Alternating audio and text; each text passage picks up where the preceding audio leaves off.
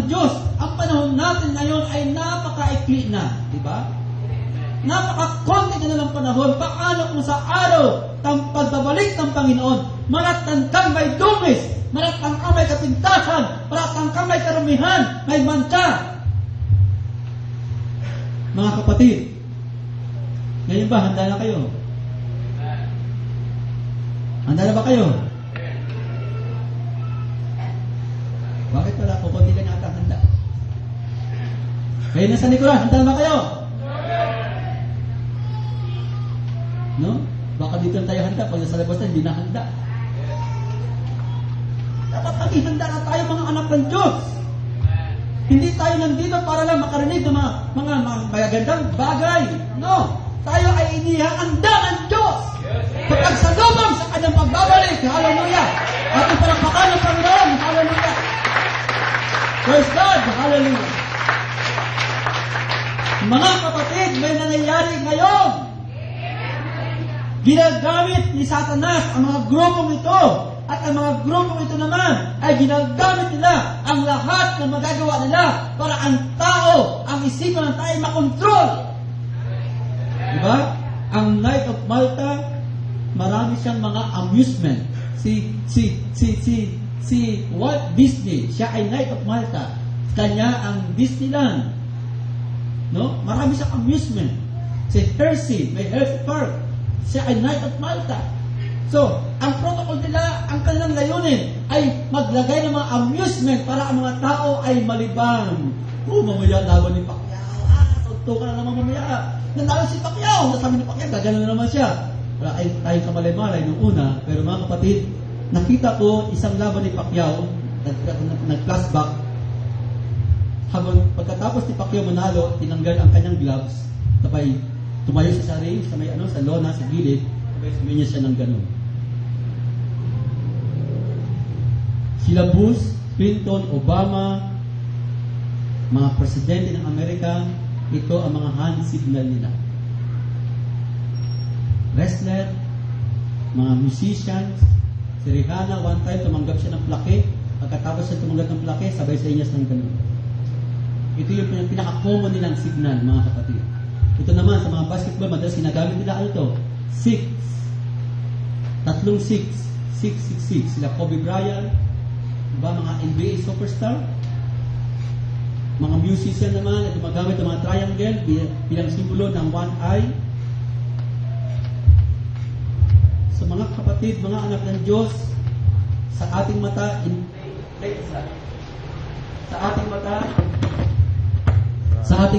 walang meaning.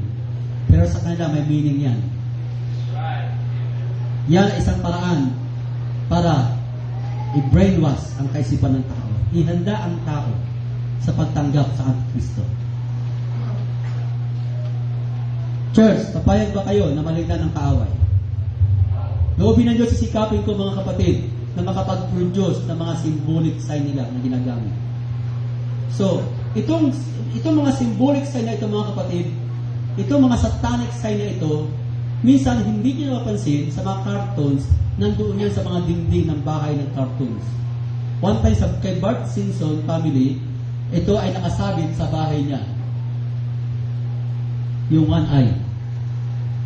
Nakatingin ka, subconsciously, pumasok sa mata mo, wala kang kamalay-malay. Marami silang mga paraan ng mga mensahe. Mga mensahe ni Buffalo, ng Ram, si Eye of Horus, Satanis, Pentagram, Lightning. So, ang dami mga symbolic sign na nandoon sa mga cartoons, mga kapatid. Diba? Si Spider-Man. Alam niyo ba si Spider-Man? Pag nagpapakawala siya ng sapot, ginagaya ng mga anak natin. Hindi niyo napansin? Papakawala siya ng sapot. One time sa pelikula ni Superman, mayroong pelikula si Superman na ang pinakita ay ang New World Order. Ang New World Order ay isang kapayapaan ng buong mundo. Sa pelikula, ginagawa nila ito sa pelikula muna mga kapatid. Parang trial. Testing nila yan. Church, napakarami nangyayari ngayon sa ating panahon. Hindi sila nagpahinga. Hindi sila nanahimik. Sila ay lihim na patuloy na gumagawa para mailuklok muli ang papa. They believe in Satan. Kaya tingnan niyo mga kapatid, nagsisikap sila na ang tao ay mailapit kay Satan. Napansin niyo ba ang mga cartoons na yun? Ang mga cartoons ngayon, mga bida ngayon, mga evil na. The League of Evil. Isipin mo, di ba may The League of Evil, mga grupo sila ng mga evil, sila yung mga bida sa cartoons. Tapos si Kamatayan, komedyante na rin sa isang cartoons. Bida na rin. Nagbibigay na rin ng pagkain sa mga tao. Ano yan? Hindi niyo namamalayan, inilalapit ng tao ang dyablo sa tao. Kaya ngayon, pag kasabi mo, maglingkod ka sa Diyos, punta ka sa dyablo, ang tao hindi mo na magugulat eh. Hindi mo na magugulat kasi sanay na sila sa dyablo. Di ba? Sanay na sila sa dyablo. Magugulat pa nga sila pag nakikita kayo eh. May ganyan pala ngayon. Ang tingin nila ngayon sa inyo, kultog. May ganyan pala ngayon. Ang mga anak ng Diyos ngayon, sila yung nakakagulat ngayon. Sabihin mo ang dyablo, hindi nakakagulat sa tao ngayon. Hindi maglingkod ka na nga, pupunta ka sa dyablo. Sanay na ang tao sa dyablo. Naka-costume pa nga sila ng dyablo, di ba? Tuwan-tuwa pa, may pangil pa dito, may dugo-dugo pa. Sanay na sila. At ang mundo ay inihanda sa birth of New World Order. Church, tayo, para kanino ka naghahanda? Sa pagbabalik ng ating Panginoon. Amen. Ating palakpakan ng Panginoon. Hallelujah. Praise God. Hallelujah. Tayo po tumayo mga kapatid. Oh, praise be to God. Hallelujah. Mga kapatid, huwag na po tayo magpabaya. Huwag na po tayo magpabaya. Kasi pagpapabaya, kung kailan ka bumawi, wala na ang mga anak ng Diyos. Ang nagpapabaya ay mga taong natutulog sa spiritual na kalagayan. At wala pong tao na tulog na namamalayan niya ang nangyayari sa paligid. Kapag ang tao tulog, hindi niya napapansin ang mga kapaligiran, kung ano ang nangyayari. At kapag kayo'y nagpabaya sa Panginoon, hindi nyo makapansin ang mga nangyayari sa paligid. Magugulat na lang kayo, naiwan ka na pala, di ba? Magugulat ka na lang, naiwan ka na pala, kung ikaw'y nagpapabaya ngayon.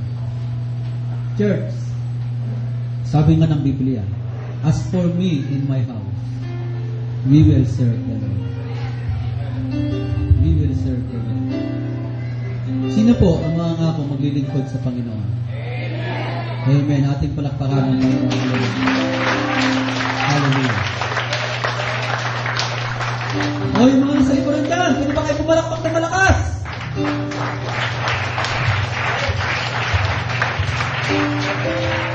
Yung sa likuran dyan, yung kalahati.